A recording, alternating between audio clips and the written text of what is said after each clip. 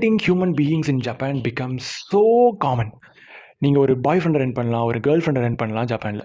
இந்த வரிசையில் தான் இப்போது ஜப்பானிய மக்கள் ஓல்டு மென்னை ரெண்ட் பண்ணுறாங்க.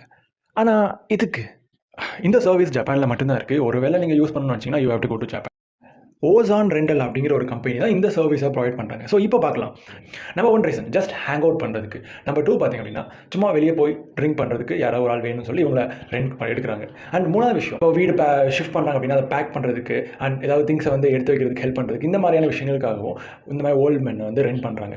4வது விஷயம், ஜஸ்ட் பார்ட்டிக்கு போகிறதுக்கு யாருமே இல்லைன்னா கூட வந்து துணைக்கு வரதுக்காக ஹையர் பண்ணுறது, ஜஸ்ட் மனசை விட்டு பேசுறதுக்கு யாராவது வேணும் அப்படிங்கிறது காரணத்துக்காக இந்த மாதிரி ஓல்டு பீப்புள்ஸை வந்து ரெண்ட் பண்ணுறது. இந்த மாதிரி நிறைய ரீசனுக்காக ஜப்பான் மக்கள் வந்து ஹையர் பண்ணுறாங்க.